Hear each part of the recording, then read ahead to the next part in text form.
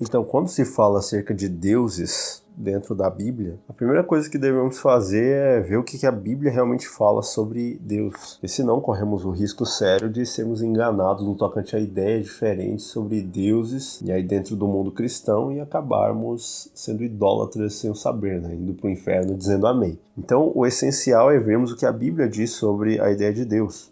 Então, se a gente for lá em Gênesis capítulo 1, versículo 1, diz lá: no princípio criou Deus os céus e a terra. Bereshit bara Elohim et hashamayim ve'et haaretz, né? No princípio Deus ali criou os céus e a terra. Então é importante entendermos o seguinte, né? Duas ideias aqui. Primeiro, Deus, o Pai, ele queria os céus e a terra através do Filho, princípio. E tem outros textos para provar isso. Tem lá João capítulo 1, Hebreus capítulo 11, no verso 3, tem lá o livro de Colossenses capítulo 1, né? Tem Isaías 40, então tem vários textos ali que comprovam que o Pai fez o universo, fez ali os céus e a terra, né? Por meio de Cristo. Tá? Então ali são dois seres que têm um papel ativo na criação. Óbvio que quem faz tudo ali é o Filho, né? De acordo com Provérbios 8, mas o Pai, ele faz parte porque a ordem veio dele. Por que atualmente é necessário conhecermos então quais as distinções do verdadeiro Deus em relação aos falsos? É porque é uma mensagem crucial. Né? Lá em Jeremias 10, versículo 11 até o 16, diz assim: portanto, assim diz o Senhor, eis que eu trarei o mal sobre eles e não serão capazes de escapar. Ainda que eles clamem a mim, eu não os escutarei. Então as cidades de Judá, os habitantes de Jerusalém, irão e clamarão aos deuses a quem eles oferecem incenso.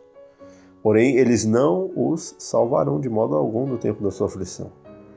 Pois conforme o número de tuas cidades eram os teus deuses, ó Judá, e conforme o número das ruas de Jerusalém levantaste altares para, naquela coisa vergonhosa, até altares para queimar incenso a Baal.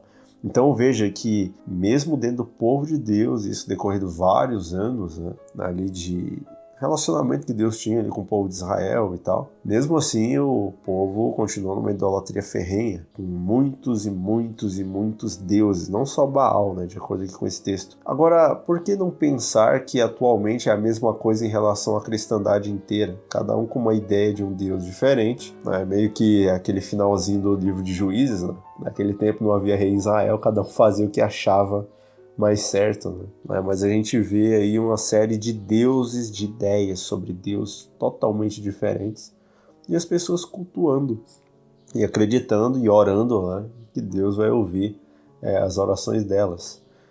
Se eu não me engano, em Provérbios tem um verso lá que diz que aquele que desvia os ouvidos de ouvir a lei, até a sua oração será considerada abominável.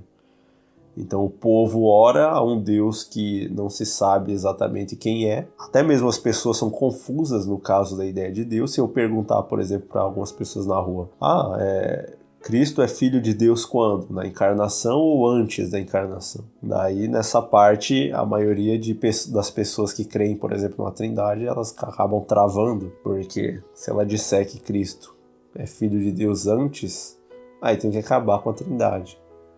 Mas se ela disser que só foi filho a partir da encarnação, aí tem que apagar alguns outros textos da Bíblia. É interessante a gente tentar analisar toda essa questão, né, para poder chegarmos a uma conclusão, minimamente uma direção ali sobre o que é pensar sobre a própria divindade a partir do que a Bíblia vem trazendo. Lembrando que a palavra trindade não existe na Bíblia, e o conceito também não. Por quê? Porque não há nenhum verso, claramente, que diga que uma pessoa dentro da trindade ou divindade, aí tem que escolher, né? Porque a Bíblia só traz divindade. Que uma pessoa é três e três pessoas é uma ao mesmo tempo. Então, pra gente pensar um pouco sobre essa questão.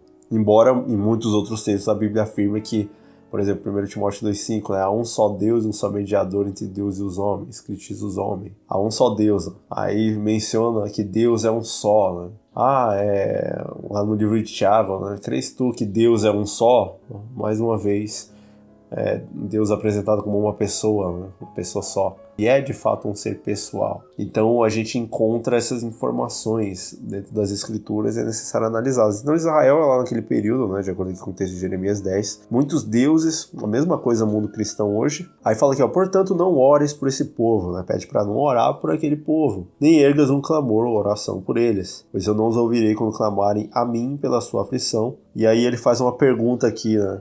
O que minha amada faz em minha casa, visto que ela forjou lascívia com muitos? Quer dizer, aqui a amada, né, Jerusalém, as igrejas, o cristianismo, e falando que praticou lascívia, né? E o que ela está fazendo na casa, né? E aí tá perguntando aqui, e a carne santa passou de ti? Quer dizer, agora é impura, né? Quando tu fazes o mal, então tu te regozijas. O Senhor chamou teu nome, uma oliveira verde, bela de fruto excelente.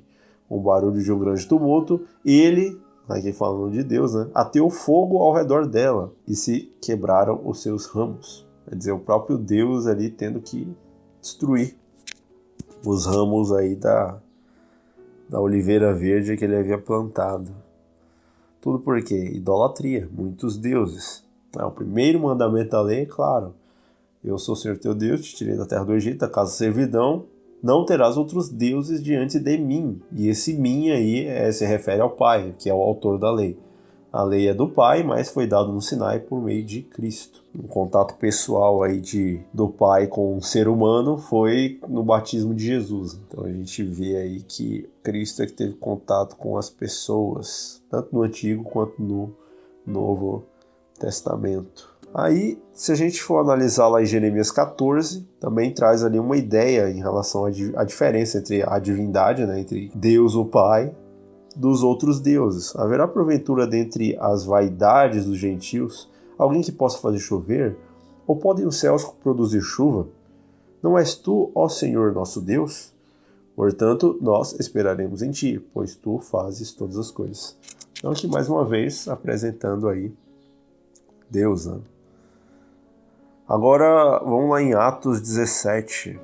Ali é uma história basicamente onde Paulo ele entra ali em algumas cidades gregas e diz que ele foi para o Areópago, né, que era uma região ali bem movimentada, onde se faziam os debates e tal. E ele menciona ali algumas coisas, né, que fazem referência a essa questão aí da compreensão de Deus, né? Será que Deus é uma essência? Que nem o pessoal da Trindade fala, né? Deus é uma essência. E aí essa essência compartilha papéis funcionais. E aí um vira pai, o outro é o filho e o outro é o Espírito Santo, né? A unidade de 3 pessoas coeternas. Só que isso existe, entendeu? Então vamos olhar aqui primeiro. Atos 17, 22 a 30. Então Paulo ficou em pé no meio do Areópago e disse: Homens de Atenas, eu percebo que em todas as coisas sois supersticiosos, pois eu passando e vendo a vossa devoção, encontrei um altar no qual estava escrito: para o Deus desconhecido. Este, portanto, ao qual reverenciais sem conhecer, é o que eu vos declaro. Então, Paulo, mediante a idolatria deles ali, ele encontra esse altar ao Deus desconhecido, que não é representado por absolutamente nada no universo, e ele apresenta agora esse Deus. Aí fala que é o Deus que fez o mundo e todas as coisas que nele há, visto que ele é Senhor dos céus e da terra, não habita em templos feitos por mãos, né? É até interessante, porque quando a gente vai lá em Mateus, no livro de Mateus, quando ali Pedro tem aquela revelação, né, do Espírito Santo de que Cristo era o Filho de Deus, né?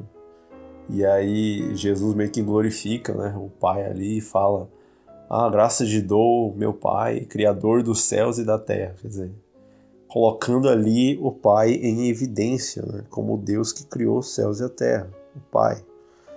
E aí fala aqui, continuando o texto aqui de Atos, as coisas, né? Fez o mundo que nele há, visto que é Senhor dos céus e da terra, não habita em templos feitos por mãos, e nem é adorado por mãos de homens, como se necessitasse de alguma coisa, visto que ele dá a todos a vida, a respiração e todas as coisas. E de um só sangue fez todas as nações dos homens para habitar sobre a terra, sobre toda a terra, a face da terra, determinando os tempos antes ordenados e os limites de sua habitação, para que eles buscassem ao Senhor, se talvez poupando pudesse achá-lo, ainda que ele não esteja longe de cada um de nós, porque nele vivemos, nos movemos e existimos. Como também alguns dos vossos poetas têm dito, porque também somos sua descendência. Sendo nós, pois, descendência de Deus, não devemos pensar que a divindade, divindade, não é trindade, cara, é divindade, mano, seja semelhante ao ouro, ou à prata, ou à pedra esculpida pela arte ou imaginação do homem. Alguns vão colocar aqui divindade como natureza divina, né, também. Aí colocou aqui, mas Deus fechou os olhos para os tempos de tal ignorância e agora ordena a todos os homens em todos os lugares, né, que se arrependam. Então aqui ele conduz da idolatria para a adoração do verdadeiro Deus. Ele tenta trazer para o povo, se não me engano, de Atenas, essa visão, né, a partir de alguns poetas que eles tinham ali observado, mas que era necessário então que se aprofundasse no conhecimento do verdadeiro Deus. Tanto que está até escrito, né, João 17,3, que a vida eterna é esta, que te conheço a ti, o único Deus verdadeiro, e a Jesus Cristo a quem enviaste. E lá em João 14, do 1 ao 3, né, lá fala, né, não se turbe o vosso coração, credes em Deus, que é o Pai, e crede também em mim. Aí ele fala, na casa de meu pai há muitas moradas, né, que faz referência a esse Deus aí que ele diz para não se turbar o coração, mas crer nele, em Jesus, né, e crer também nesse Deus. Então a gente tem aí essas ideias fundamentais aí para começar a entender o que é a divindade, né? Através de quem Deus trabalhou na criação de todas as coisas. Lá em João 1 a 3, bem claro, no princípio era a palavra estava com Deus e a palavra era Deus. Ele estava no princípio com Deus, todas as coisas foram feitas por ele, sem ele nada que foi feito se fez. Muito clara essa afirmação aí, colocando aí o Pai e o Filho como sendo os protagonistas da criação. Tem muitos teólogos por aí que dizem que o Espírito Santo teve parte ativa na criação. Na verdade, não teve. Tanto que se você observar lá em Gênesis capítulo 1, quando diz lá que Deus, no princípio, né, criou Deus os céus e a terra, aí diz assim, havia trevas por sobre a face do abismo e o Espírito de Deus pairava. Né? Se tem alguma coisa que a gente pode dizer que o Espírito estava pairando, né? Mas quem criou mesmo foi Deus, o Pai, por meio do Filho. Lá em Colossenses 1,16 também traz ali algumas informações que se referem a essa questão de Deus, né? Ou seja, de Cristo, como sendo o agente ali da criação e tal, através de quem que é feita a redenção, né? Então tem essa parte da criação, mas tem a redenção também. Lá em Romanos 5,8 fala, mas Deus demonstra o seu amor para conosco, em que, sendo nós ainda pecadores, Cristo morreu por nós. Portanto, muito mais agora, tendo sido justificados pelo seu sangue, nós seremos salvos da ira por ele. Então traz essa informação aí de que do Pai, né, por meio do Filho ter feito o universo, o Pai também, por meio do Filho, ele promoveu a redenção do homem. Sendo nós ainda pecadores, Cristo morreu. Né? Cristo, sendo rico, se fez pobre para que, pela sua pobreza, nós enriquecêssemos. Né? Então tem essas questões. Agora, se a gente for lá no livro de Colossenses 1,16, lá a gente aprende o seguinte, né? Em que escritura aprendemos que Cristo, né, o ativo agente na criação, é também o cabeça da igreja. Lá diz assim, porque nele todas as coisas foram criadas nos céus e na terra, visíveis e invisíveis. Sejam elas tronos, ou dominações, ou principados, ou potestades, todas as coisas foram criadas por ele e para ele. E ele é antes de todas as coisas, e por ele todas as coisas subsistem. E ele é a cabeça do corpo da igreja, é o princípio. Olha lá o Gênesis 1, versículo 1. É o princípio e aí coloca aqui o primogênito dentre os mortos. Porque por meio dele todos poderiam ressuscitar, né? Aqueles que se mantivessem fiéis, né? Para que em todas as coisas tenha a preeminência, né? Que ou seja, a primazia esteja no topo, né? Então a gente encontra essas ideias aí acerca de Cristo, que Cristo é o agente ativo da criação, mas também é o cabeça da igreja e o autor da redenção, né, do ser humano. Que escritura mostra que o Criador também é redentor? Lá em Isaías 43:1, porém agora assim diz o Senhor que te criou, ó Jacó, e aquele que te formou, ó Israel, não temas, porque eu te redimi. Eu te chamei pelo teu nome, tu és meu. Bem claro o texto, né? quem é declarado a fonte de poder para os fracos. Isaías 40, 28 e 29 diz o seguinte: tu não tens conhecido, tu não tens ouvido que o eterno Deus, o Senhor, o Criador dos confins da terra, não desfalece nem está cansado? Não há quem prescrute o seu entendimento. Ele dá poder ao desfalecido, e para aqueles que não têm nenhum vigor, ele aumenta a força. Que oração de Davi mostra que ele considerava a redenção como um trabalho criativo. Quer dizer, a redenção aí como um trabalho criativo. Né? Interessante essa ideia. Ou seja, olha só o que ele fala: cria em mim um coração limpo, ó Deus, e renova um espírito correto dentro de mim. Tem alguns teólogos, né, que até falam que esse verbo aí, criar, né, bará, ele é um verbo que é aplicado apenas à pessoa de Deus. Porque só Deus pode criar dessa forma. Então, bem interessante esse ponto. Agora, se formos analisar mais para frente, né, o que significaria essa questão aí de Deus, o que o mesmo santo pode fazer pelo crente? Em Judas 24 e versículo 25, né, fala o seguinte: ora, aquele que é poderoso para impedir-vos de cair e para apresentar-vos sem defeito diante da presença de sua glória, com abundante alegria, e ao único Deus e sábio, nosso Salvador, seja a glória e majestade, domínio e poder, agora e sempre. Amém. Então, mais uma vez, essa ideia focando no único Deus. Qual é a medida da potência que está disponível para ajudar ou a ajuda do crente? Lá em Efésios 1, 17 a 20, fala o seguinte: para que o Deus do nosso Senhor Jesus Cristo, o Pai da glória, ó, aqui está muito claro, mano. Não tem erro isso aqui. Dentro da hierarquia do reino dos céus, o Pai vem primeiro, porque ele sempre existiu. Depois vem o Filho de Deus, que é gerado do Pai, e aqui fala, ó, para que o Deus do nosso Senhor Jesus Cristo. Quer dizer, Cristo tem a natureza divina por ser Filho de Deus, mas ele mesmo tem um Deus. Lembra lá de Mateus 4,10? Ele fala para Satanás: ao Senhor teu Deus adorarás e só a ele servirás. É isso aí. Quando houve disputa também acerca do corpo de Moisés, ali Cristo, na figura de Miguel, ele ouve ali algumas coisas de Satanás a respeito do corpo de Moisés, e aí depois ele fala: o Senhor te repreenda. Não porque ele não pudesse repreender, né? Cristo tem tanta autoridade quanto o próprio Pai, mas tem que respeitar a hierarquia. O Pai vem primeiro.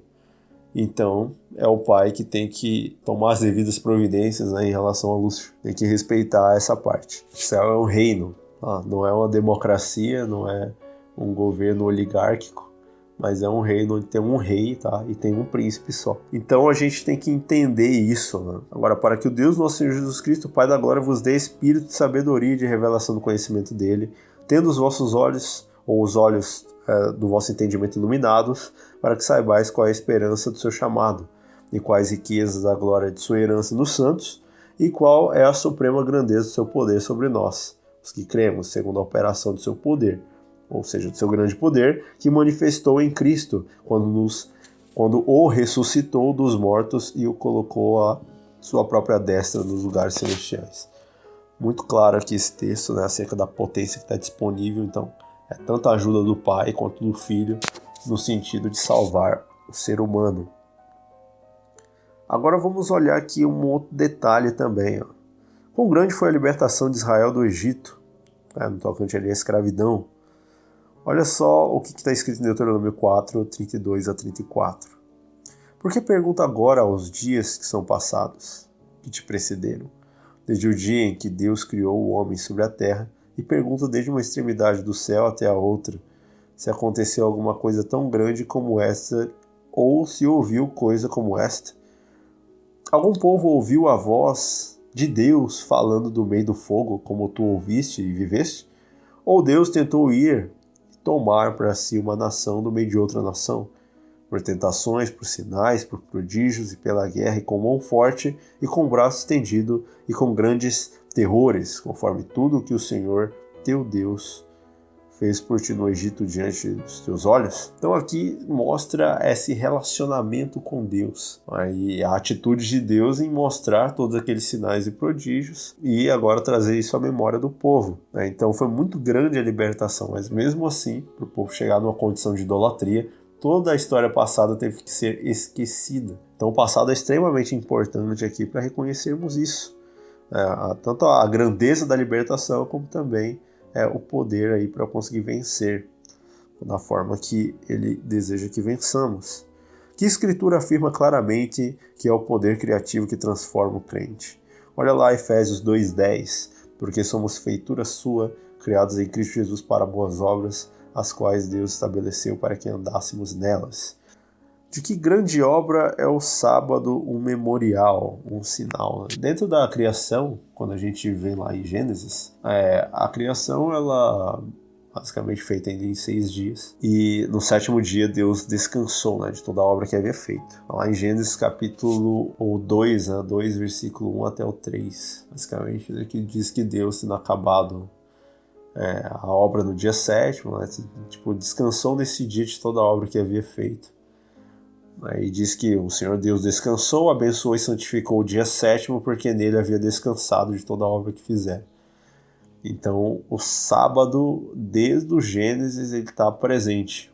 Não tem como arrancar esse mandamento da lei.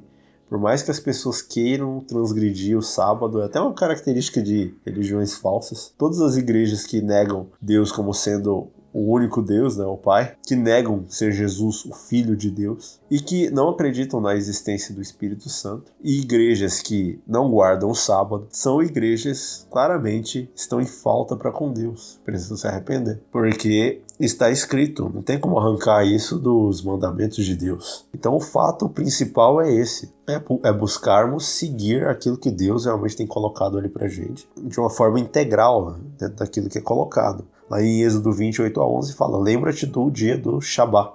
Shabá judaico é o sábado, para mantê-lo santo. 6 dias trabalharás e farás toda a tua obra, mas o 7º dia é o Shabá do Senhor, teu Deus. Nele não farás obra alguma, nem tu, nem teu filho, nem tua filha, nem teu servo, nem tua serva, nem teu gado, nem o teu estrangeiro que está dentro das suas portas. Pois em 6 dias o Senhor, que a gente já sabe aqui que é o Pai, por meio do Filho, fez os céus e a terra, o mar e tudo que neles há. E descansou no 7º dia, portanto, o Senhor abençoou o dia de Shabá e o santificou. Então, muito claro, logo depois vem os outros mandamentos, honra teu pai e tua mãe, não assassinarás, não furtarás, não adulterarás. Tem lá os mandamentos todinhos, fala para não para não fazer falso testemunho do próximo e não cobiçar as coisas do próximo. Então tem lá os mandamentos todos, só ler Êxodo 20 todo, que ali em específico aqui do versículo 8 até o 11, que aí fica muito clara essa ideia do sábado. Se eu não me engano, a Bíblia aí é mais de 104 textos bíblicos aí falando só sobre o sábado. Então é uma doutrina formada e muito bem estabelecida. Inclusive, mesmo os judeus sendo rejeitados a Cristo, mesmo passando aí mais de milênios aí, os judeus continuam observando o sábado e tendo abençoados, conforme a bênção do mandamento aqui. Então a gente entende essas coisas a partir aí do que está escrito. É importante avaliarmos isso. Por intermédio de quem o universo material é sustentado? Olha lá Colossenses 1:17.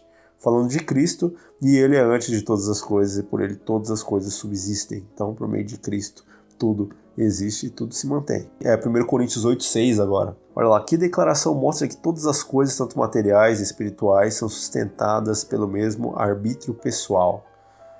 Olha só o que Paulo fala no tocante à divindade. Porque ainda que haja os que são chamados deuses, quer no céu ou na terra, como há muitos deuses e muitos senhores, todavia para nós há um só Deus, o Pai, de quem são todas as coisas, e nós nele, e um Senhor, Jesus Cristo, pelo qual são todas as coisas, e nós por ele. Lá em 1 João, fala que a nossa comunhão é com o Pai e com o seu Filho. Ponto. É muito claro isso aqui. e o povo adorando uma trindade, acreditando de que uma pessoa é três e três é uma, se não tem nenhum texto bíblico que fale isso. Um texto claríssimo aqui dizendo que há um só Deus, o Pai, e um Senhor Jesus Cristo. Lá em 1 Timóteo 2,5, né, que nem eu acredito que eu tenha falado, diz lá que há um só Deus e um só mediador entre Deus e os homens. Ponto. Mais uma vez a mesma ideia. Então aqui 1 Coríntios 8,6, muito claro. Porque Deus é digno de receber a glória e a honra. Né? Vamos olhar lá Apocalipse 4,11, diz lá, para a gente finalizar aqui basicamente, né? Tu és digno, ó Senhor, de receber a glória e a honra e o poder, porque tu criaste todas as coisas e para o teu prazer elas existem e foram criadas. Então, finalizando aqui basicamente essa apresentação, a gente observa ali que existe um certo contraste entre a visão comparativamente moderna da criação conhecida, que é essa questão da evolução, né? Lá com o livro lá do Charles Darwin, lá de A Origem das Espécies, e essa visão majoritária da ciência que tenta transformar uma teoria em uma lei, né? Então é interessante a gente analisar isso e a gente vê que há esse contraste entre essas teorias mundanas e o criacionismo bíblico, como é conhecido. Então muita coisa aí baseada em pesquisa humana e que não tem nada de revelação divina, né, que tenta substituir uma força impessoal, né, e tentar destruir aí o fundamento do evangelho ali na base, né? No caso da redenção é simplesmente uma nova criação, e criação é voltada aí obviamente a mostrar o Criador e também o Redentor, o chefe da criação original e a cabeça da nova criação. A criação original foi operada por meio de Cristo pelo poder da palavra. A nova criação, a redenção, é feita exatamente da mesma maneira. Quer dizer, Deus ele criou as coisas e hoje ele pode criar em nós um coração, né, como orou Davi, coração puro, espírito inabalável, no sentido de servi-lo. O evolucionário e a teoria da criação inevitavelmente envolve uma teoria evolutiva do evangelho e deixa de lado a verdade sobre o pecado, o sacrifício expiatório de Cristo e a necessidade de nos tornarmos novas criaturas pela fé no Salvador, né, poder de Cristo. Então a gente vê essa questão toda que envolve a compreensão do verdadeiro Deus e principalmente essa questão de modelos mundanos tentando invadir, né, de certa forma, a mente das pessoas, fazê-las crer de uma forma totalmente adversa, contrária, né, à palavra de Deus. Desviá-las do caminho e fazê-las praticar idolatria de qualquer jeito. A ideia é não adorar o verdadeiro Deus, não adorar o Filho de Deus, e simplesmente adorar coisas ou ideias que envolvem, ali é óbvio, a Deus, mas ideias equivocadas acerca. Então, a gente precisa entender todas essas coisas aí, sempre estudar a Bíblia cada vez mais.